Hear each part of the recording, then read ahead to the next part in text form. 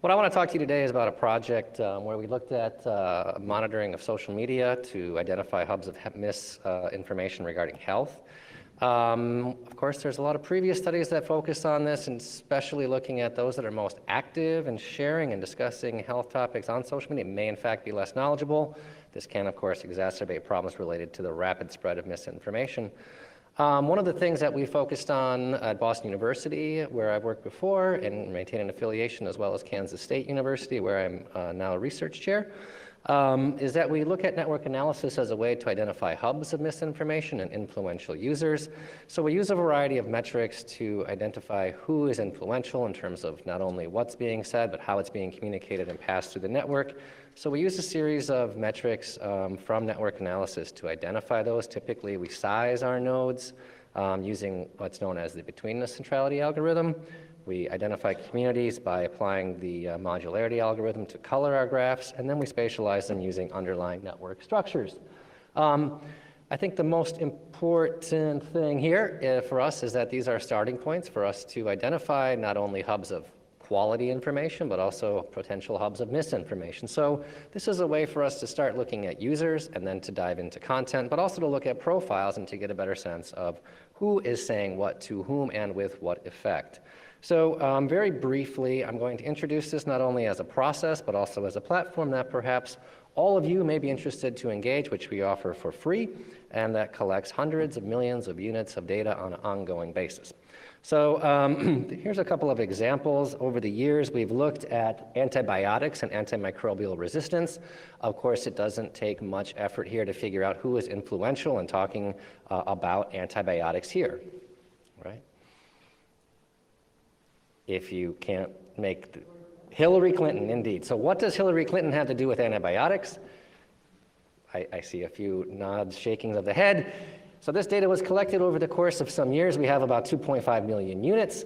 Hillary Clinton is quote unquote influential in discussing antibiotics because she had pneumonia in 2016 when she was running for president, which meant that many people went online and say, hey, Hillary, because you have pneumonia, you should get some antibiotics. Now, what's interesting about this graph is that it's wrong.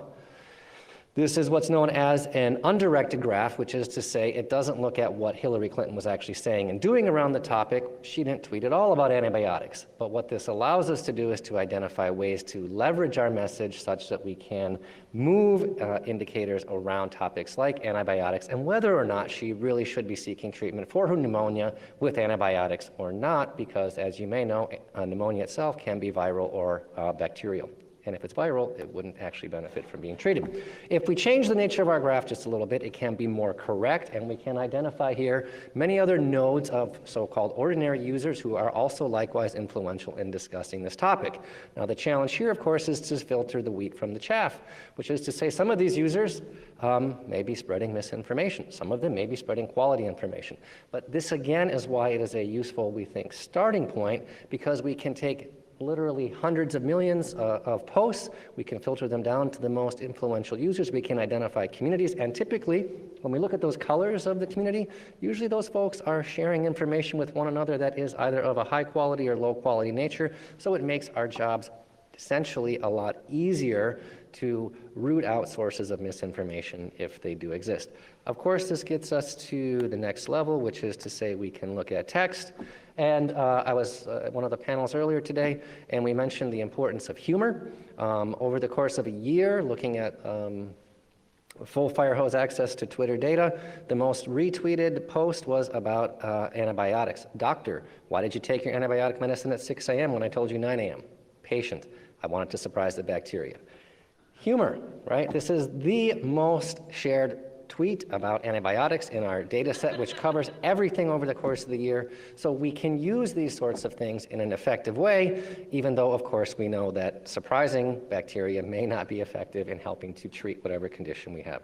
So the point that I'm trying to illustrate here is that we have a wide range of users sharing a wide, diverse body of content. The first user there, Akasha Shanghai, Shanghazi, is an ordinary person. Not an expert in antibiotics or microbial resistance, but nonetheless has the most retweeted post of the whole year. The WHO, More Science News, of course, are a little more established as verified users on the account, which allows us to look at different levels of how information flows through the network and what can be leveraged in that sense, which points back to the Hillary Clinton example. So I'm going to skip a little bit quickly over this just because I believe we're probably straight up out of time, and I think there's still one other presenter. But the way that a lot of this data is collected is through what's known as the Twitter Collection and Analysis Toolkit, which was produced by the Digital Methods Initiative at the University of Amsterdam, just to say this thing lives and breathes online and continues to collect data on an ongoing basis from the Stream API or the so-called garden hose access to Twitter. And you can offload this data to visualize it with Gephi, R, analyze it in Excel, SPSS, so on and so forth. And again, whether or not you're studying antibiotics or you're studying coronavirus, we have at the moment about 8.5 million tweets about the coronavirus, which we started collecting about 2.5 weeks ago. This runs essentially for free. We have about 450 million tweets on a variety of topics on a TCAT that we host on AWS and a series of virtual machines. Why should we really care? We can use this data for a lot of purposes. We can do ethnographies, we can do network analysis, we can look at content, we can look at users. If I had more time, I could give you a little bit of a working demo. But effectively, this data provides pretty clear access to what people are doing in terms of what they're saying, who they're saying it to, whether or not they may be bots or they may be trolls or agents, or they may have, as some of our examples showed earlier, they may have been suspended. That is quite a challenge working in this sort of data, is that accounts that can be influential one day over the period of time disappear because they suspend, the accounts are suspended for violating rules, being bots, among other things. So we have a lot of broad topically agnostic value to this. So if you are interested and you would like to have a look at the data we have, you can go to this URL. I know it's not fancy, but it will get you there. You can use the username KTCAT, password XY123, hat,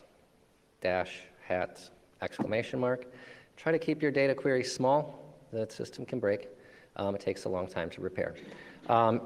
In terms of a working example, I had the question for a demo here. We don't have time. But if you want to have a quick look, as you can see here, we have, as I mentioned, the coronavirus.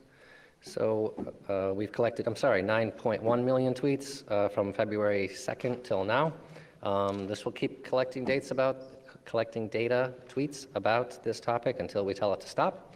I was wrong. I guess we only have 430 million tweets, not 450 million. And there's a variety of ways to query this data set. You can look at it over time. You can include things. You can exclude things. You can drill down. And you can track things. You can identify who's saying what, who's the most quote-unquote influential. And I know I'm scrolling through this kind of quickly, but the goal here is just to bring to your attention that this is out there. If you want to use it, I'm happy to take questions and support whatever research inquiries you might have in mind. And it's also worth pointing out that these searches are customizable, which is to say, if we're not collecting something that's of interest to you, and from this drop-down you can see all of the many different things that we're collecting data on, from the election to Amazon, Apple, astrology. I started collecting tweets about Bernie being a Russian asset yesterday. 7,700 tweets came back already.